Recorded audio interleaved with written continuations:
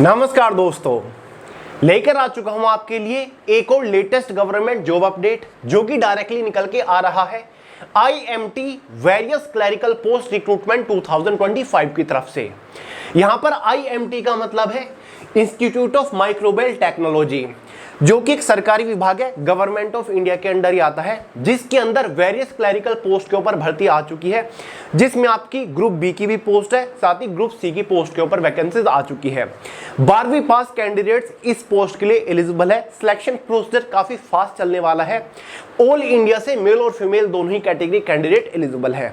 तो आगे इस वीडियो में इस भर्ती के रिगार्डिंग संपूर्ण जानकारी आपको देने वाला हूं।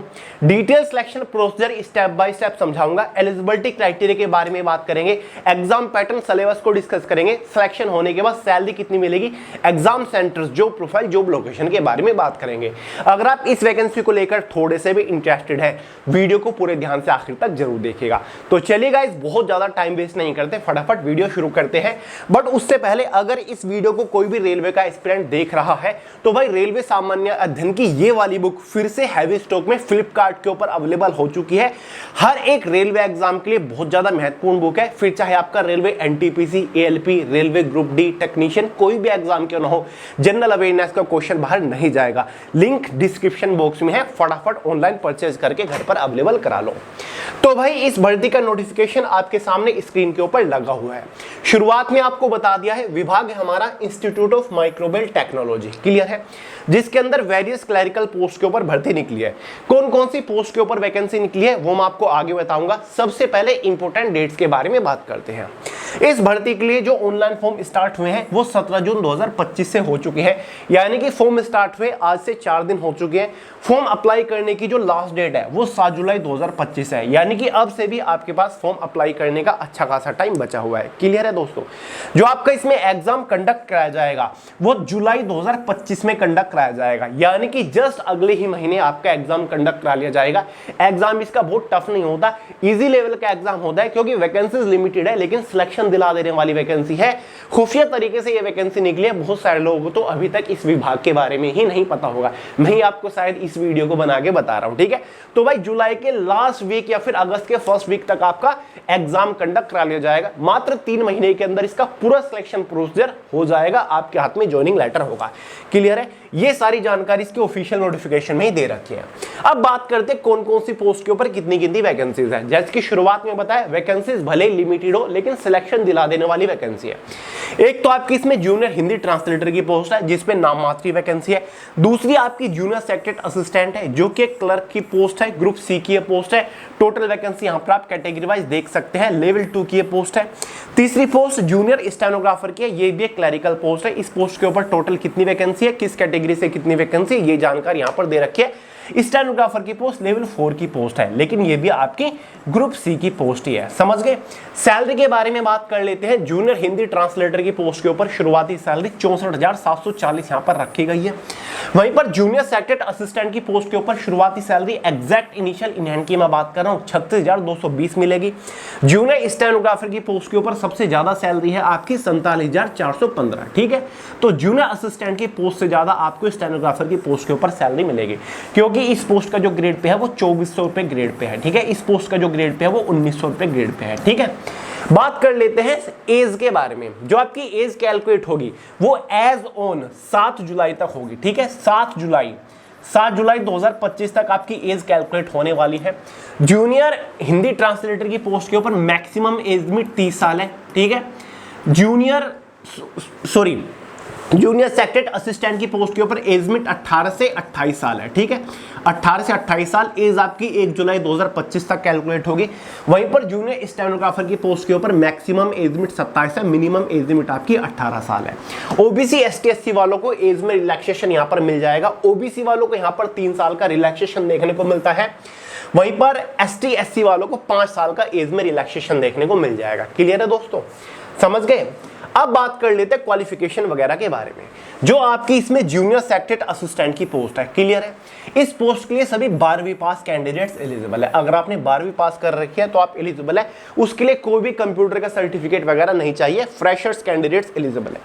वहीं पर स्टेनोग्राफर की पोस्ट के बारे में अगर हम बात करें तो भाई जूनियर स्टेनोग्राफर की पोस्ट के लिए भी सभी 12वीं पास कैंडिडेट एलिजिबल है, ठीक है। अगर आप दोनों पोस्ट के लिए फॉर्म अप्लाई करना चाहते हो, दोनों पोस्ट के लिए आप फॉर्म अप्लाई कर सकते हो। फॉर्म आपको अलग अलग ही अप्लाई करना पड़ेगा, दोनों का एग्जाम भी अलग अलग होगा, सिलेक्शन प्रोसीजर भी अलग अलग चलेगा।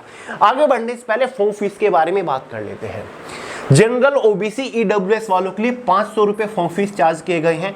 वुमेन एससी एसटी पीडब्ल्यूबीडी वालों के लिए फॉर्म बिल्कुल फ्री है, इन कैटेगरी के लिए कोई भी फॉर्म फीस चार्ज नहीं की गई है। सिलेक्शन प्रोसीजर के बारे में बात कर लेते हैं। ये एक single day exam based recruitment है। एग्जाम के नाम पर केवल एक ही एग्जाम कंडक्ट कराया जाएगा, कोई प्री मेंस एग्जाम का चक्कर नहीं है, ठीक है। ये देखिए, सबसे पहले जूनियर सेक्रेटरी असिस्टेंट की पोस्ट के एग्जाम पैटर्न के बारे में बात कर लेते हैं। इसका जो एग्जाम है वो 2 पार्ट में डिवाइड किया गया है, पेपर फर्स्ट, पेपर सेकंड, एक ही दिन दोनों पेपर होने वाले हैं। ओएमआर बेस्ड भी कंडक्ट कराया जा सकता है, मतलब ऑफलाइन, और कंप्यूटर बेस्ड ऑब्जेक्टिव टेस्ट भी आपका कंडक्ट कराया जा सकता है। एग्जाम आपका बायलैंग्वेज इंग्लिश और हिंदी में रहने वाला है, ठीक है। 200 क्वेश्चंस आपके एग्जाम में होंगे। टोटल 2.5 घंटे क्वेश्चन पेपर की टाइम ड्यूरेशन आपके एग्जाम में रहने वाली है। अब देखिए, पेपर फर्स्ट जो है इसके लिए टोटल 90 मिनट आपको दी जाएंगी। इसमें आपको मेंटल एबिलिटी टेस्ट से क्वेश्चंस देखने को मिलेंगे। टोटल 100 क्वेश्चन होंगे, लेकिन यहाँ पर एक क्वेश्चन के लिए 2 नंबर दिए जाएंगे, इसलिए ये 100 क्वेश्चन आपके 200 नंबर के हो जाते हैं, क्लियर है। मेंटल एबिलिटी टेस्ट वाले पेपर में कोई भी नेगेटिव मार्किंग नहीं होगी। यहाँ पर आप देख सकते हैं लिखा हुआ है there will be no negative marks in this paper, clear है। मेंटल एबिलिटी टेस्ट में किस टाइप के क्वेश्चंस होंगे? कुछ नहीं है, वही आपका जनरल इंटेलिजेंस है, क्वांटिटेटिव एप्टीट्यूड है, रीजनिंग एबिलिटी है, प्रॉब्लम सॉल्विंग, सिचुएशनल जजमेंट से रिलेटेड क्वेश्चंस पूछे जाएंगे। चिंता मत करिए, इसका सिलेबस प्रोवाइड करा के जाऊंगा, क्लियर है। इसके बाद आपका पेपर सेकंड होगा, जिसकी टोटल टाइम ड्यूरेशन 1 घंटा ही है। जनरल अवेयरनेस से 50 क्वेश्चन, इंग्लिश लैंग्वेज से भी टोटल 50 क्वेश्चन आने वाले हैं, लेकिन यहाँ पर एक क्वेश्चन के लिए आपको 3 नंबर दिए जाएंगे, इसलिए ये 50 क्वेश्चन आपके 150 नंबर के अंदर, ये वाले 50 क्वेश्चन भी आपके 150 नंबर के अंदर हो जाते हैं, ठीक है। इसीलिए जो आपका पेपर सेकंड है, टोटल क्वेश्चन तो हो जाते हैं 100, लेकिन इस पेपर की टोटल मार्किंग 300 हो जाती है। और इस पेपर में दोनों सब्जेक्ट में 1 नंबर की नेगेटिव मार्किंग है, यानी कि एक गलत क्वेश्चन पर 1 नंबर काट लिया जाएगा, और एक क्वेश्चन यहाँ पर 3 नंबर का है। ध्यान दीजिए, ये जो पेपर फर्स्ट है ना, ये जस्ट क्वालिफाइंग नेचर है, एसएससी एमटीएस की तरह। ये आपको क्वालिफाई करना है। इसके जो ये 200 नंबर होंगे फाइनल मेरिट में ऐड नहीं होंगे। फाइनल सिलेक्शन जो होगा केवल पेपर सेकंड के मार्क्स के बेसिस पर होगा। 300 नंबर में से आपकी मेरिट बनेगी कैटेगरी वाइज, जिसके बेसिस पर फाइनली सिलेक्शन मिलेगा। आगे बढ़ने से पहले सिलेबस के बारे में बात करें। इसके एग्जाम का detail syllabus subject wise topic wise PDF form में टेलीग्राम चैनल के अंदर प्रोवाइड करा दिया, वहां से देख लीजिएगा। अब सबसे बड़ा डाउट आपका बन रहा होगा कि भैया ये वैकेंसी हमने पहली बार ही देखी है, तो तैयारी कैसे करें? एग्जाम बहुत ही जल्दी आ रहा है, तो एग्जाम को कैसे क्रैक करें? चिंता करने की जरूरत नहीं है। WTS की चारों सब्जेक्ट की करियर मैगजीन आपके पास होंगी ही, जिसमें से इंग्लिश सब्जेक्ट की भी करियर मैगजीन अवेलेबल है, रीजनिंग सब्जेक्ट की भी करियर मैगजीन अवेलेबल है, जनरल अवेयरनेस की भी करियर मैगजीन है, और मैथमेटिक्स की करियर मैगजीन है। ये कोई बुक नहीं है, बहुत ही पतली पतली करियर मैगजीन है, बाइलैंग्वेज है, क्वेश्चंस हिंदी और इंग्लिश में दे रखे हैं, चैप्टर वाइज पूरा सिलेबस कवर कर रखा है। अगर आप इन करियर मैगजीन से तैयारी करते हो, आपको सिलेबस भी देखने की जरूरत नहीं पड़ेगी, बहुत ही कम टाइम में आप पूरे सिलेबस को कवर कर लोगे। एग्जाम ओरिएंटेड है, ठीक है। एक एक क्वेश्चन बहुत ही चुन चुन के रखा गया, हर एक क्वेश्चन का डिटेल एक्सप्लेनेशन के साथ सॉल्यूशन मिल जाएगा। बस अपने एग्जाम से पहले इन करियर मैगजीन के अंदर दिए गए हर क्वेश्चन के ऊपर एक बार प्रैक्टिस कर लीजिएगा, आपका काम हो जाएगा। अगर आपके पास ये करियर मैगजीन नहीं है, आप इन चारों को एक साथ कॉम्बो में परचेज कर सकते हो। लिंक मैंने डिस्क्रिप्शन बॉक्स में प्रोवाइड करा रखा है, फ्लिपकार्ट में अवेलेबल है, के ऊपर अवेलेबल है। चारों एक साथ आपके घर पर पहुंच जाएगी, ये रहा लिंक, ठीक है। तो भाई ये आपका फाइनल सिलेक्शन होगा, ठीक है। अब बात कर लेते हैं स्टेनोग्राफर के एग्जाम पैटर्न के बारे में। स्टेनोग्राफर के एग्जाम पैटर्न में तो दोस्तों मैथ सब्जेक्ट है ही नहीं, ये 3 सब्जेक्ट देखने को मिलेंगे, general intelligence, reasoning, general awareness, English language and comprehension. जो एसएससी स्टेनोग्राफर का एग्जाम पैटर्न होता है ना, same as it is exam pattern है। रीजनिंग से 50 क्वेश्चन, जनरल अवेयरनेस से 50 क्वेश्चन, इंग्लिश से 100 क्वेश्चन। इसी के बेसिस पर एग्जाम में टोटल 200 क्वेश्चन आएंगे। 0.25 मार्क्स के एग्जाम में नेगेटिव मार्किंग रहेगी। 200 नंबर में से ही आपकी फाइनल मेरिट बनेगी, जिसके बेसिस पर आपका फाइनल सिलेक्शन होगा। फाइनल सिलेक्शन से पहले दोनों पोस्ट के लिए आपको